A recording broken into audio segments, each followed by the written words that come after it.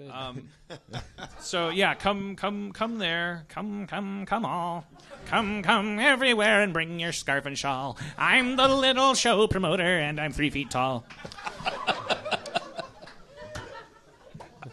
Come over there, come to the south, come on your feet, come in my mouth. I'm a little show promoter, I'm 3 feet tall.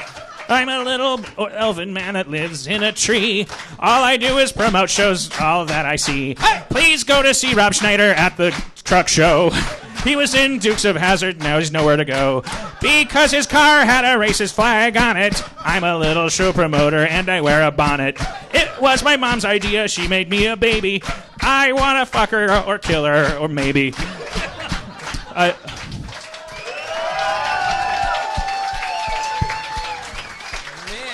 Wait.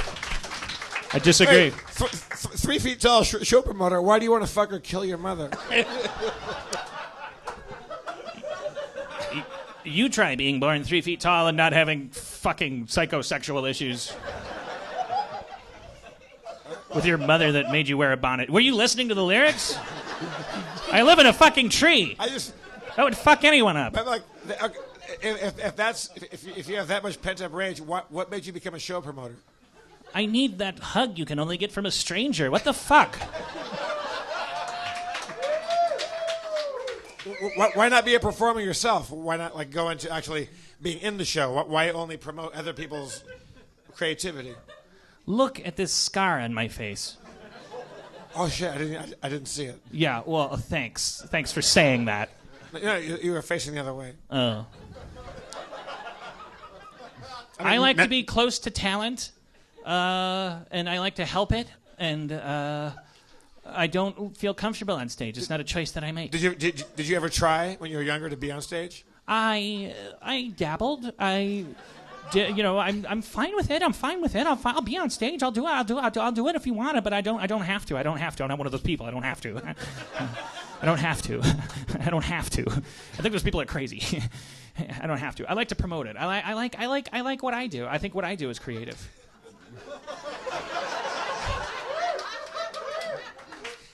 Why are you only 3 feet tall? Is that a congenital thing? I made a choice. At a very ill-advised fair that I tell people don't go. There's a lot of questionable vendors there, and I did get my name on a grain of rice, but also I had most of my lower torso removed. I thought he meant for a picture. Oh, so you're not just like a little person. You're actually you're a regular-sized person with no legs. Yeah, I paid for this. Is the fucked up thing, you know? So I go. So you can imagine I'm a man with no country. I go to little people conventions. Actually, no, I don't anymore. They're fucking assholes to me. And I think you know how your people treat me. So I do what I do. I hang out. I'm not bitter. And I promote shows. And I whenever I start singing, people start clapping automatically, which makes me feel... can I ask you a question? And this is off the record. Are you excited about the Harmontown being in the Gaslight or Lamp district? Or is that you just like clocking in, doing your job, singing the song? A good promoter remains objective. If you like, I always tell people, your craft is what you do. My craft is promotion. So, for instance, I just finished, frankly, and this isn't going to win me any popularity contests, but what the fuck is? I just finished doing some radio spots for a Ku Klux Klan rally, and we actually have audio of that.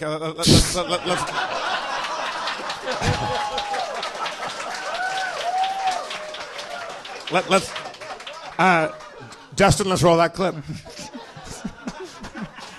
Come one, come all, come to the Ku Klux Klan. I'm gonna burn some crosses and talk about minorities being bad and color being red. I have Ku Klux Klan, you should come to our rally. I'm the Grand Wizard, you should come and we're gonna wear white and our hats are pointy and We're gonna march around and jump around and have good times. And there's a daycare center if you bring your kids. And there's horseshoes. It's 9/11. It's 9/11.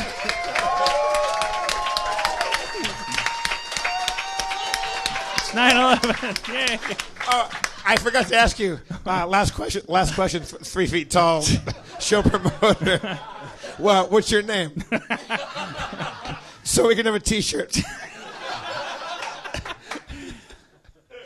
Taye. T-Y? Taye.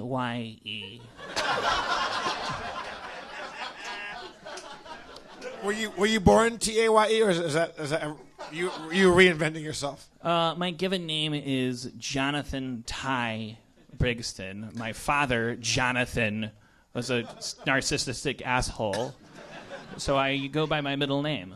It is no less my name. It was the only way to tell me from him when you called my house. Is John there? Oh, which one? Who subjects someone to that? I go by my middle name. What was the booth where they cut your legs off at the fair? Tiny you.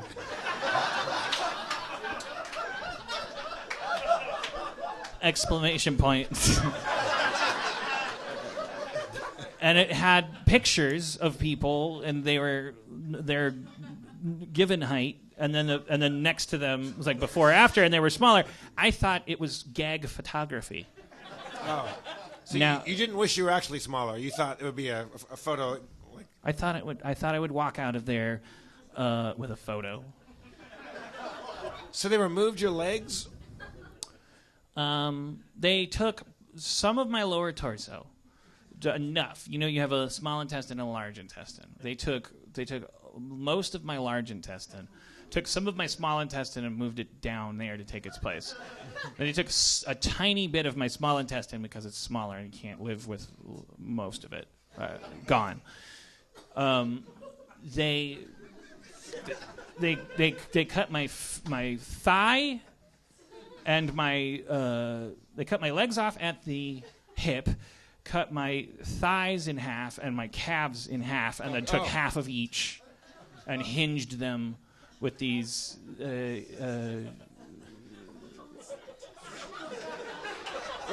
with my own kneecaps. And then did a similar thing with my... Well, they didn't do anything with my arms. They just wanted me to be... Is Tiny Me still in existence? Tiny You. Tiny You, sorry. And here's the thing that I'm not telling you, because it embarrasses me and makes me the villain of this story instead of the victim. But I've told my story and no one cares, which is why I work in promotion now. The truth of it is, on my way into the fair, Burning Man,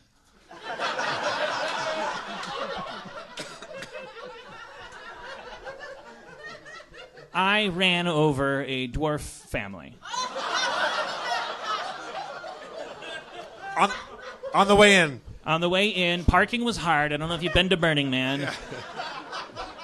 It's all about being a hippie and all this stuff, but it's fucking hard to park. And it gets frustrating, and I was a different person back then. I ran over a dwarf family, got out of the car. Did you kill them? Or did they survive? I got out of the car. Sorry. I ran to the only remaining living dwarf.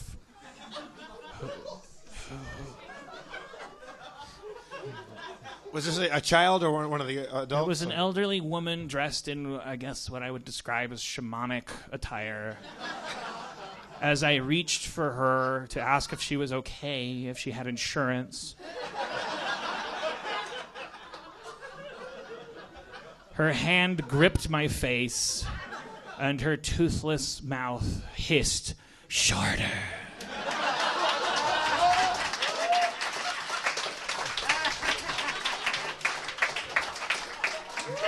Do you and think I laughed it off. You must have thought she's just a big Stephen King fan. Yeah, I said that's ridiculous.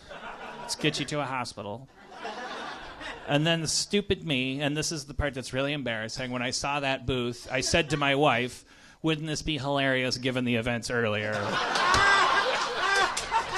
So yeah, I deserve it. Yeah. Is that what you want to... That's the conclusion everyone that hears the story comes to. I stopped telling it. So I'm in promotion. I like to focus on other people. It's a little embarrassing. When you go into Tiny U and you're in the booth and it's not a photograph thing, there's actually a surgical procedure that happens. Do they knock you out, or are you alert during this procedure? Okay, you're gonna drag every embarrassing detail out of us.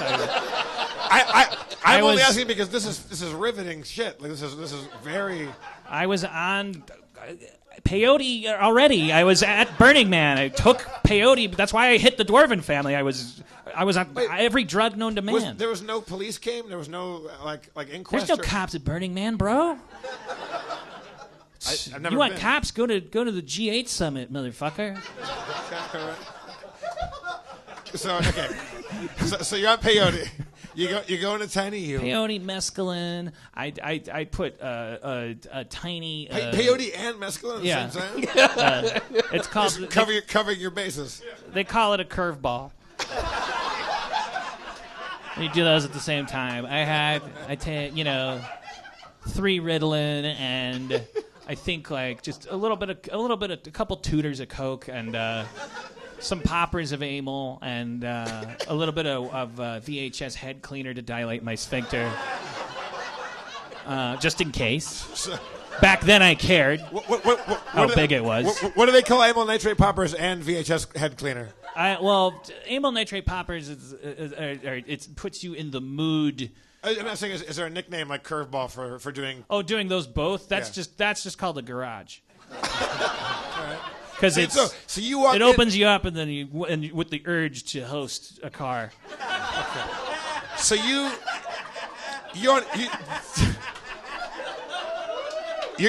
driving down to Burning Man. You're on a curveball and a garage.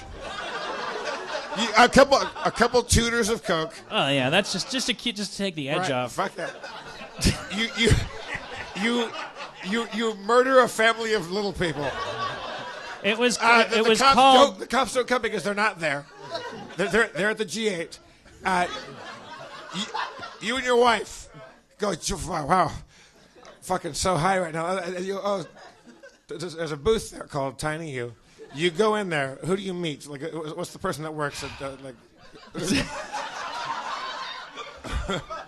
I want to know everything about. First of all, why isn't there like a Dateline on Tiny U? Like, why haven't this terrible company like not been outed for? Clearly. They conduct their business in the back alleys and Burning Mans of the world, and they get away with it. This is something I've been screaming about, but no one wants to hear my story. And when I, as you've noticed, when I get enthusiastic about anything, everyone starts clapping because I'm fucking. Yeah. It's hard being me and being dehumanized. No one takes me seriously. It's like I'm a leprechaun all the time, and everyone just keeps clapping every time I have an opinion. And I somehow enable it by talking in rhymes sometimes, but. I don't try to all the time. This is exactly what happened in the courtroom. And I left.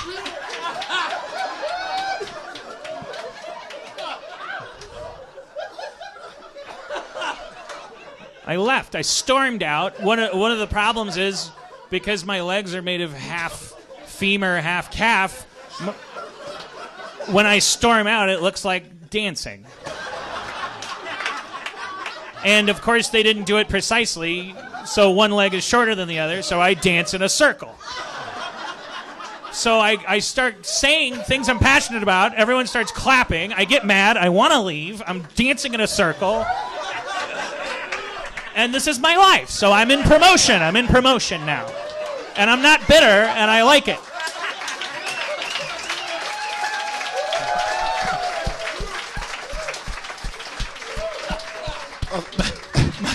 My name is Taye Brigston, and I'm a new classic Harmontown character that is really offensive.